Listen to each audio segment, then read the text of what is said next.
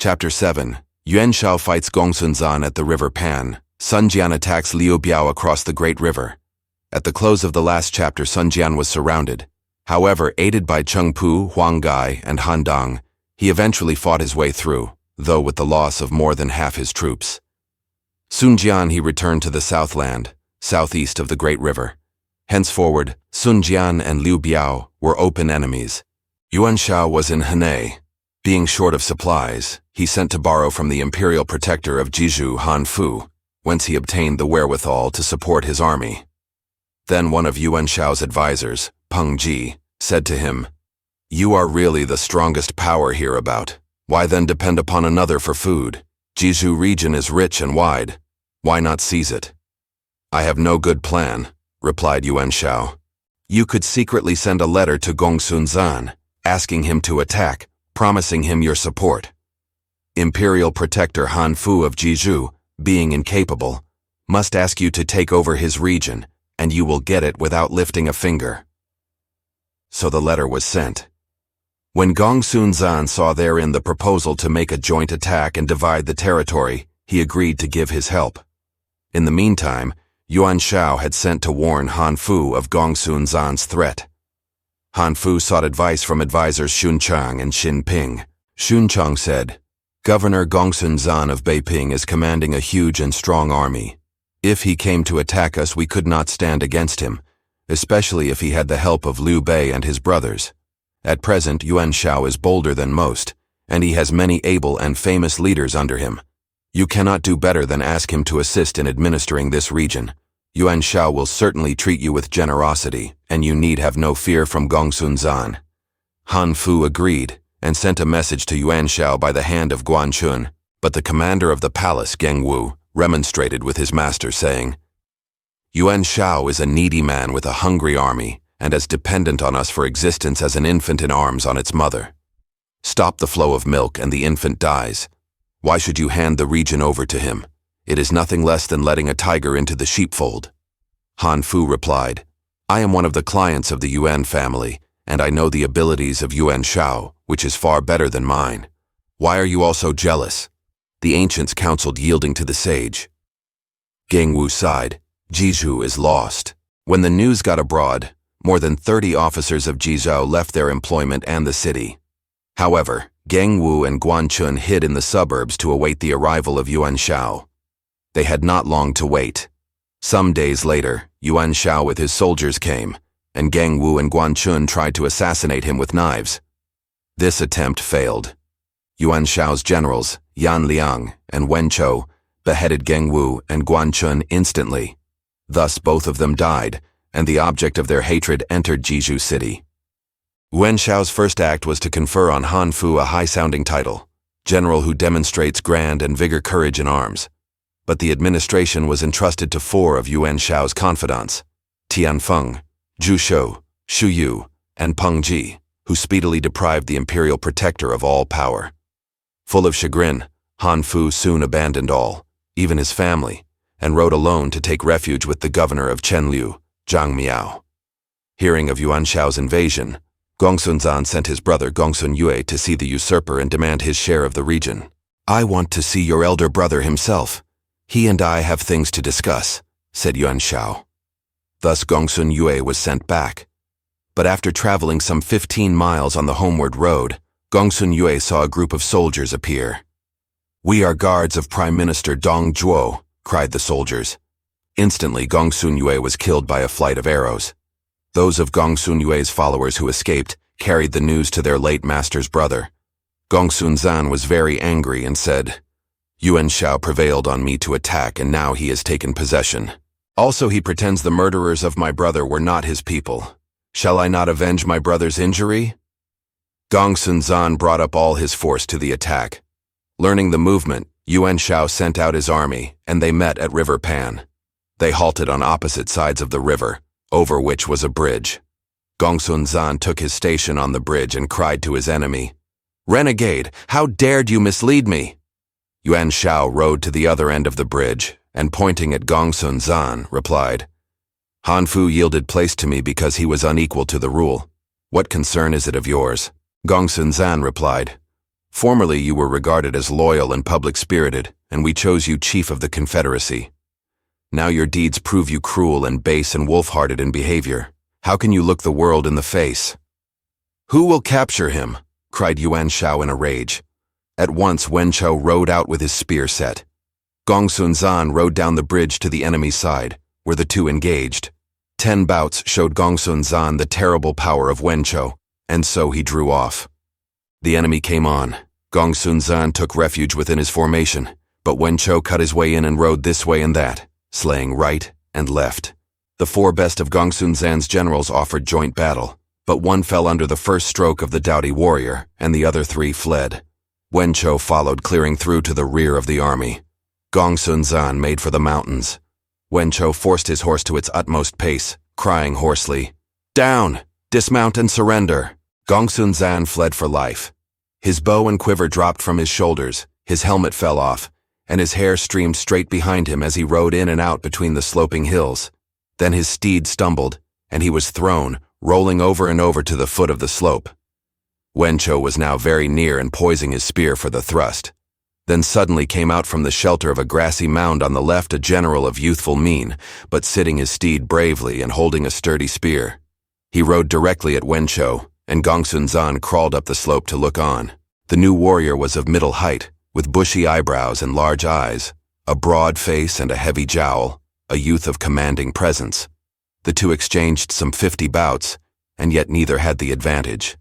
Then Gongsun Zan's rescue force came along, and Wen Chou turned and rode away. The youth did not pursue. Gongsun Zan hurried down the hill and asked the young fellow who he was. He bowed low and replied, "My name is Yuan from Changshan. I first served Yuan Shao, but when I saw that he was disloyal to his prince and careless of the welfare of the people, I left him, and I was on my way to offer service to you. This meeting in this place is most unexpected." Gongsun Zan was very pleased, and the two went together to the camp, where they at once busied themselves with preparations for a new battle. Next day, Gongsun Zan prepared for fight by dividing his army into 2 wings. He had 5,000 cavalry in the center, all mounted on white horses. Gongsun Zan had formerly seen service against the northern frontier tribes, the Qiang peoples, where he always placed his white horses in the van of his army, and thus he had won the sobriquet of General who commands white horses. The tribes held him so much in fear that they always fled as soon as the white horses, their sacred creatures, appeared. On Yuan Shao's side, Yan Liang and Wen Chou were leaders of the van. Each had 1,000 of archers and crossbowmen. They were set out half on either side, those on the left to shoot at Gongsun Zan's right, and those on the right to shoot at his left. In the center was Ku Yi with 800 bowmen and 10,000 of foot and horse. Yuan Shao took command of the reserve force in the rear.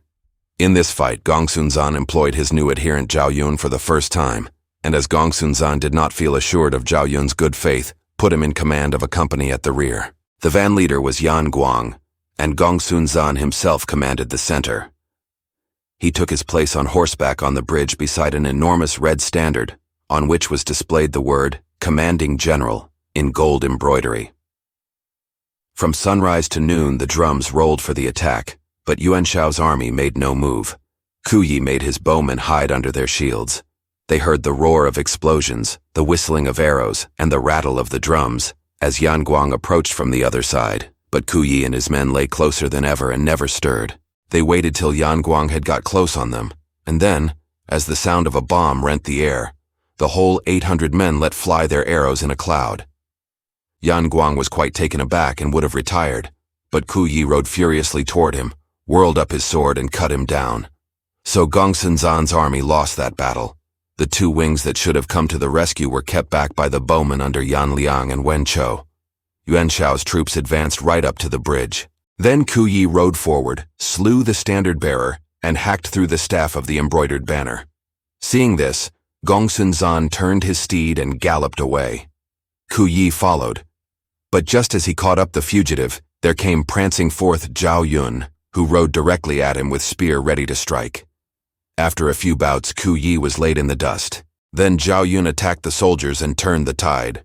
Plunging forward on this side, dashing in on that, he went through as if there were no antagonists, and, seeing this, Gongsun Zan turned and came again into the fight. The final victory was on his side. From the scouts sent to find out how the battle went, Yuan Shao heard the good news of Ku Yi's success in slaying the standard-bearer, capturing the flag, and his pursuit.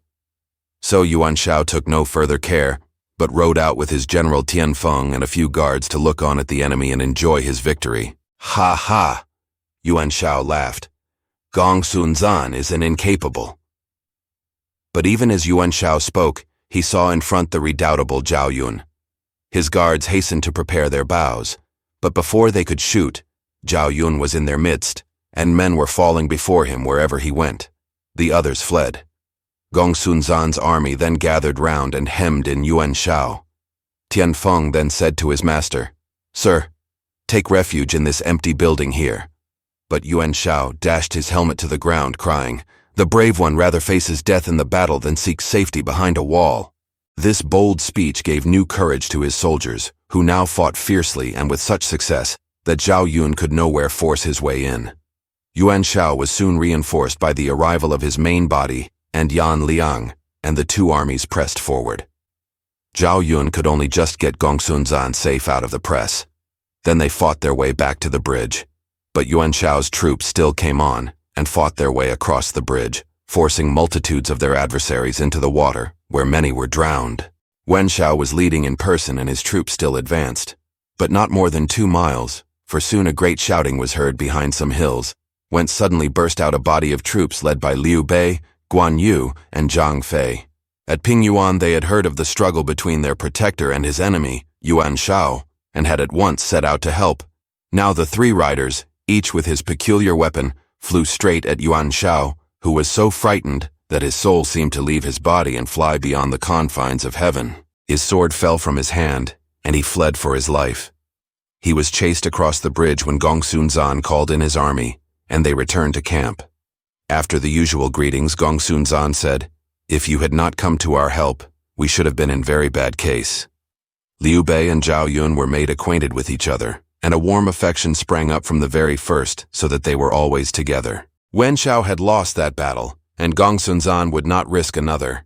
They strengthened their defenses, and the armies lay inactive for over a month. In the meantime, news of the fighting had reached capital Chang'an, and Dong Zhuo was told. His advisor, Li Ru, went to see his master and said, "The 2 active leaders of today are Yuan Shao and Gongsun Zan, who are at grips at River Pan. Pretend you have an imperial command to make peace between them, and both will support you out of gratitude for your intervention." "Good," said Dong Zhuo. So he sent the imperial guardian, Ma Midi, and the minister of the palace bureau, Zhao Qi, on the mission. When these men were arriving at the north of Yellow River, Yuan Shao sent out to welcome them 30 miles from his headquarters and received the imperial command with the greatest respect. Then the 2 officers went to Gongsun Zan and made known their errand.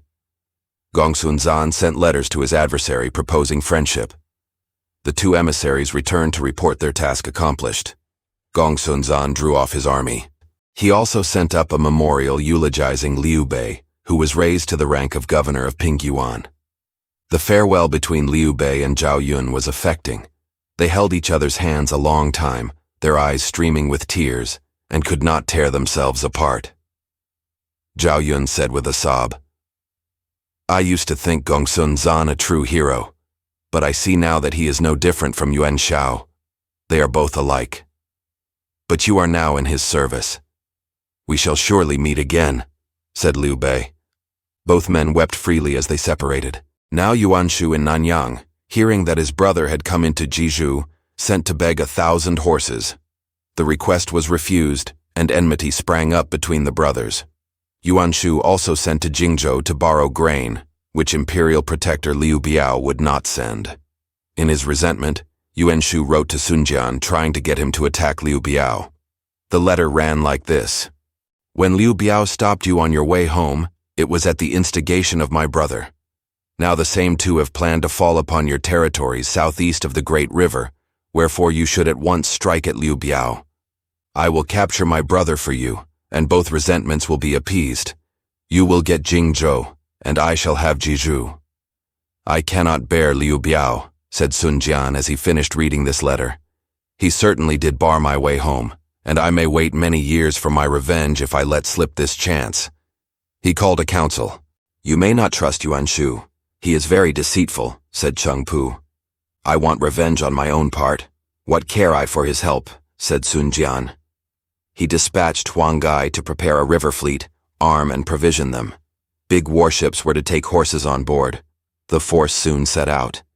News of these preparations came to Liu Biao, and he hastily summoned his advisors and warriors. Guan Liang told him to be free from anxiety and said, Put General Huang Zu at the head of the Jiangxia army to make the first attack, and you, sir, support him with the forces from Xiangyang. Let Sun Jian come riding the rivers and straddling the lakes. What strength will he have left after arriving here? So Liu Biao bade Huang Zu prepare to march, and a great army was assembled. Here it may be said that Sun Jian had 4 sons, all the issue of his wife, who was of the Wu family. Their names in order were Sun Si, Sun Quan, Sun Yi, and Sun Quang. Sun Jian had a second wife, who was the sister of his first wife, and the second wife bore him a son and a daughter, the former called Sun Lang, the latter Sun Ren. Sun Jian had also adopted a son from a Yu family and named him Sun Hu, and he had a younger brother named Sun Jing. As Sun Jian was leaving on this expedition, his brother Sun Jing with all his 6 sons stood in front of Sun Jian's steed and dissuaded him, saying, Dong Zhuo is the real ruler of the state, for the emperor is a weakling. The whole country is in rebellion. Everyone is scrambling for territory. Our area is comparatively peaceful, and it is wrong to begin a war merely for the sake of a little resentment. I pray you, brother, think before you start. Sun Jian replied, Brother, say no more. I desire to make my strength felt throughout the empire, and shall I not avenge my injuries? Then, father, if you must go, let me accompany you, said the eldest son Sun Si. This request was granted, and father and son embarked to go to ravage the city of Fanku. Now, Huang Zu had placed archers and crossbowmen along the riverbank. When the ships approached, a flight of arrows met them. Sun Jian ordered his troops to remain under cover in the ships, which then sailed to and fro, drawing the fire for 3 days. Several times the ships pretended to land, and this drew showers of arrows from the bank. At last the arrows of the defenders were all shot away, and Sun Jian, who collected them, found he had many myriads. Then with a fair wind, Sun Jian's troops shot them back to the enemy. Those on the bank were thrown into great disorder and retired. The army then landed. 2 divisions led by Cheng Pu and Huang Gai set out for Huang Zu's camp along different roads, and between them marched Han Dang. Under this triple attack, Huang Zu was worsted. He left Fanku and hastened to Dengcheng. Leaving the ships under the command of Huang Gai, Sun Jian led the pursuing force. Huang Zu came out of his city and drew up for battle in the open country. When Sun Jian had disposed his army, he rode out to the standard. Sun Si, clad in armor, placed himself beside his father. Huang Zu rode out with 2 generals, Zhang Hui from Jiangxia and Chen Sheng from Xiangyang. Flourishing his whip, Huang Zu abused his enemy. You swarm of rebels from Changsha, why do you invade the land of a scion of the ruling house? Zhang Hui challenged to combat, and Han Dang went out to accept. The 2 champions fought 30 bouts, and then Chen Sheng, seeing his fellow general becoming exhausted, rode to his aid. Sun Jian saw Chen Sheng coming, laid aside his spear, reached for his bow, and shot an arrow wounding Chen Sheng in the face. He fell from his horse. Panic seized upon Zhang Hui at the fall of his comrade, and he could no longer defend himself. Then Han Dang with a slash of his sword clove Zhang Hui's skull in twain.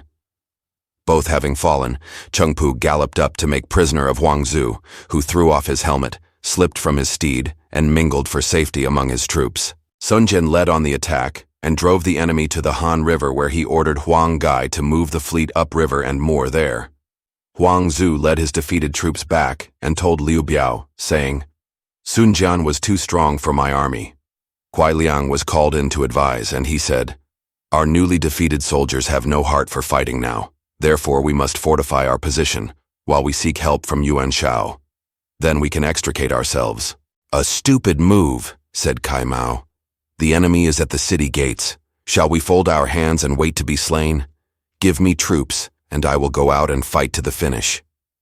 So Kai Mao was placed in command of 10,000 troops and went out to the Xi'an Hills, where he drew up his battle line. Sun Jian led the invaders, now flushed with success. When Kai Mao approached, Sun Jian looked at him and said, "He is brother-in-law to Liu Biao. Who will capture him?" Cheng Pu set his iron-spined lance and rode out. After a few bouts, Kai Mao turned and fled. Sun Jian's army rode in and slaughtered till corpses filled the countryside, and Kai Mao took refuge in Xiangyang. Guan Liang said, "Kai Mao ought to be put to death by military law. This defeat was due to his obstinacy." But Liu Biao was unwilling to punish the brother of his newly wedded wife. Sun Jian surrounded Xiangyang and assailed the walls daily. One day a fierce gale sprang up, and the pole bearing his standard was broken. "Very inauspicious," said Han Dang. "We ought to go back." Sun Jian said, "I have won every battle and the city is on the point of falling. Shall I return because the wind felled a flagstaff?" He flouted the advice and attacked the walls still more vigorously. Within the city, the defenders had seen an omen. Guan Liang told Liu Biao, "Last night I saw that a great star fall into the sky corresponding to Sun Jian's territory. I calculated that it inferred the fall of Sun Jian." Then Guan Liang advised Liu Biao to seek help from Yuan Shao as quickly as possible. So Liu Biao wrote. Then he asked who would undertake to fight his way through the blockade with the letter. One Lu Gong, a warrior of great strength, offered himself for this service. Guan Liang said, "If you undertake this service, listen to my advice. You will have 500 soldiers. Choose good bowmen. Dash through the enemy's formation and make for Xian Hills. You will be pursued, but send 100 soldiers up the hill to prepare large stones and place 100 archers in ambush in the woods. These are not to flee from the pursuers, but to beguile them along devious ways round to the place where the boulders have been prepared. There stones will be rolled down and arrows shot. If you succeed, fire off a series of bombs as a signal, and the armies in the city will come out to help. If you are not pursued, get away as fast as possible. Tonight will be suitable as there is very little moon. Start at dusk." Lu Gong, having received these directions, prepared his force to carry them out. As soon as day began to close in, he went quietly out at the east gate. Sun Jian was in his tent when he heard shouting, and a soldier came to report. There was a group of horsemen going out from the city. Sun Jian at once mounted and rode out with 30 horsemen to discover the cause. Lu Gong's troops had already hidden themselves in the thick woods. Sun Jian rode ahead of his escort, and soon he found himself alone and close to the enemy. He called out to them to halt. Lu Gong at once turned back and came as if to fight, but they had only exchanged a single pass when Lu Gong again fled, taking the road among the hills. Sun Jian followed, but soon lost sight of his foe. Sun Jian turned up the hill. Then the gongs clanged, and down the hills fell showers of stones, while from among the trees the arrows flew in clouds. Sun Jian was hit by several arrows, and a huge stone crushed in his head. Both he and his steed were killed. Sun Jian was only 37 years old at his death. His escort was overpowered and every man of them slain. Then Lu Gong let off a series of bombs, the sign of success, as agreed. At this signal, Huang Zu, Kuai Yue, and Kai Mao led 3 armies out of the city and fell upon the Changsha troops, throwing them into the utmost confusion. When Huang Gai heard the sound of battle, he led up the troops from the ships. He met Huang Zu and took Huang Zu prisoner after a brief fight. Cheng Pu set out to bear the sad news to Sun Ce. While he was seeking a way out, he came across Lu Gong. Cheng Pu at once put his horse at full speed and engaged Lu Gong. After a few bouts, Lu Gong went down under a spear thrust. The battle became general and continued till daylight broke, when each drew off his army. Liu Biao withdrew into the city. When Sun Ce returned to the river, he heard that his father had perished in the fight, and his body had been carried within the enemy's walls. He uttered a great cry, and the army joined him with wailing and tears. "How can I return home leaving my father's corpse with them?" cried Sun Ce. Huang Gai said, "We have Huang Zu as our prisoner. Let one enter the city and discuss peace, giving up our prisoner for our Lord's body." He had barely finished speaking when an officer in the army, Huan Ji, offered himself as messenger, saying, "I am an old friend of Liu Biao. I volunteer to take the mission." Sun Ce agreed. So Huan Ji went and peace was discussed.